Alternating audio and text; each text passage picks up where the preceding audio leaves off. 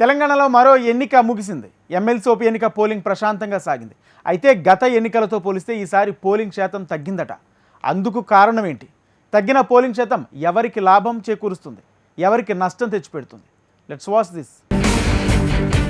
వరంగల్, ఖమ్మం, నల్గొండ పట్టభద్రుల శాసనమండలి ఉప ఎన్నికలు ప్రశాంతంగా ముగిశాయి. సాధారణ ఎన్నికలను తలపించేలా ఎమ్మెల్సీ ఉప ఎన్నిక జరిగింది. 2021 ఎన్నికలతో పోలిస్తే ఈసారి ఉప ఎన్నికలో పోలింగ్ శాతం తగ్గింది. పట్టభద్రులు ఓటు నమోదు చేసుకోవడంతో పాటు ఓటేయడంలోనూ కొంత అలసత్వం వహించారు. దీంతో ఈ ఎన్నికల్లో పోలింగ్ పర్సెంటేజ్ తగ్గడానికి కారణాలు ఏంటంటూ జోరుగా చర్చ జరుగుతోంది. ఈ పరిణామం ఎవరికి లాభం, ఎవరికి నష్టం అనే ప్రచారం జోరందుకుంది.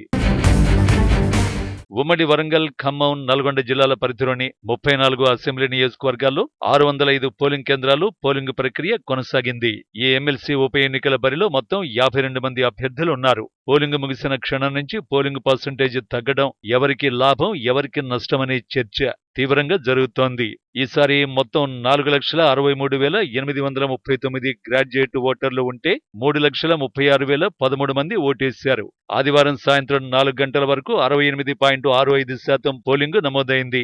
4 గంటల్లోపు క్యూలైన్లలో నిల్చున్న వారికి ఓటేసేందుకు అధికారులు అవకాశం కల్పించారు. దీంతో మొత్తంగా ఈసారి పోలింగ్ పర్సెంటేజ్ 72.44% నమోదైనట్టుగా ఫైనల్ గా ఎన్నికల సంఘం ప్రకటించింది. పట్టణ ప్రాంతాల కంటే గ్రామీణ ప్రాంతాల్లో ఓటరు చైతన్యం చూపగా మరి ఎక్కువగా మావోయిస్టు ప్రభావిత ప్రాంతాలైన ములుగు, భూపాలపల్లిలో పోలింగ్ పర్సెంటేజీ నమోదైంది.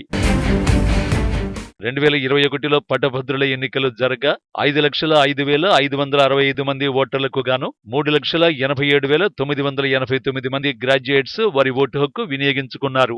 అప్పుడు 76.73% పోలింగ్ నమోదైంది. 2021 ఎమ్మెల్సీ ఎన్నికల్లో బీఆర్ఎస్ అభ్యర్థి పల్లా రాజేశ్వరరెడ్డి 12,806 ఓట్ల మెజారిటీతో గెలుపొందారు. అయితే గత నవంబర్లో జరిగిన అసెంబ్లీ ఎన్నికల్లో పల్లా జనగామ శాసనసభ స్థానం నుంచి ఎమ్మెల్యేగా పోటీ చేసి గెలుపొందారు. ఈ నేపథ్యంలో పల్లా ఎమ్మెల్సీ పదవికి రాజీనామా చేశారు. దీంతో ఉప ఎన్నిక జరిగింది. అయితే ఈసారి ఉప ఎన్నికల్లో కొత్తగా మళ్లీ పట్టభద్రులు ఓటు నమోదు చేసుకోవాలని సూచించిన నేపథ్యంలో లాస్ట్ టైం కంటే తక్కువ మంది 4,63,839 మంది పట్టభద్రులు ఓటరుగా నమోదు చేసుకున్నారు. అటు పోలింగ్ విషయంలోనూ చేతులెత్తేశారు. పార్లమెంటు ఎన్నికల బిజీలో పడ్డ కొందరు మంత్రులు, ఎమ్మెల్యేలు, ఇతర ప్రజాప్రతినిధులు కూడా ఓటు హక్కు నమోదు చేసుకోలేదు. ఇక ఓటింగ్ తగ్గడానికి ప్రధానంగా కేవలం 15 రోజుల్లోనే 2 ఎన్నికలు జరగడం, ప్రతిసారి కొత్తగా ఓటరుగా నమోదు చేసుకోవడంపై అవగాహన లేకపోవడం, ఎండ తీవ్రత వంటి అంశాలు చెప్పుకోవాలి. గత ఎన్నికలతో పోల్చితే ఈ ఉప ఎన్నికలో పోలింగ్ పర్సెంటేజ్ తగ్గడం కొందరు అభ్యర్థులను కలవరపెడుతోంటే మరికొందరిలో కాన్ఫిడెన్స్ పెంచుతోంది. నమోదైన పోలింగ్ పై అభ్యర్థులు ఎవరిపాటికి వారు విశ్వాసాన్ని వ్యక్తం చేస్తున్నారు. అయితే ప్రధాన పార్టీలు తమ ఓటు బ్యాంకుపై విశ్వాసంతో ఉంటే స్వతంత్ర అభ్యర్థుల్లో ఒకరిద్దరు ప్రాధాన్యత ఓట్లను ప్రభావితం చేసే అవకాశం ఉన్నట్టు చర్చ జరుగుతోంది. ఈ ఎన్నికల్లో బ్యాలెట్ ఉండడం ప్రాధాన్యత ఓటు కావడంతో అభ్యర్థులందరిలోనూ టెన్షన్ నెలకొంది.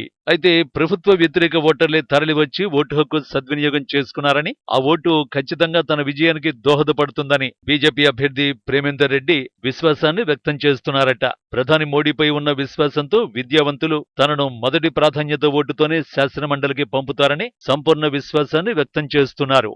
అటు బీఆర్ఎస్ అభ్యర్థి రాకేష్ రెడ్డి కూడా గెలుపు విశ్వాసంతో ఉన్నారు. తనలాంటి విద్యావంతుణ్ణి ప్రశ్నించే గొంతుకను శాసనమండలికి పంపడం కోసం విద్యావంతులంతా కంకణం కట్టుకున్నారని, ప్రభుత్వ వ్యతిరేక ఓట్లే తనకు పట్టం కడతాయని ధీమా వ్యక్తం చేస్తున్నారు.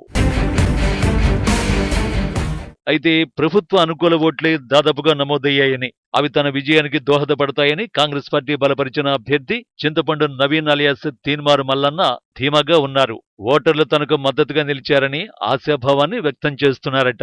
ఈ ఎమ్మెల్సీ ఉప ఎన్నిక ఓట్ల లెక్కింపును జూన్ 5న చేపట్టి ఫలితాలు వెల్లడించనున్నారు. కనీసం 3 నుంచి 4 రోజుల పాటు ఈ లెక్కింపు జరగనుంది. ఏది ఏమైనా ఎమ్మెల్సీ ఉప ఎన్నికను అన్ని పార్టీలు ప్రతిష్టాత్మకంగా తీసుకున్నప్పటికీ పట్టభద్రులు మాత్రం ఓటింగుకు పెద్దగా ఆసక్తి కనబరచకపోవడంతో ఫలితంపై సర్వత్రా ఉత్కంఠ నెలకొంది. ఒకవైపు పోలింగ్ పర్సెంటేజ్ తగ్గడం, మరోవైపు స్వతంత్ర అభ్యర్థుల ప్రభావం వెరసి పట్టభద్రులు ఈసారి ఎవరికి పట్టం కట్టారో చూడాలి.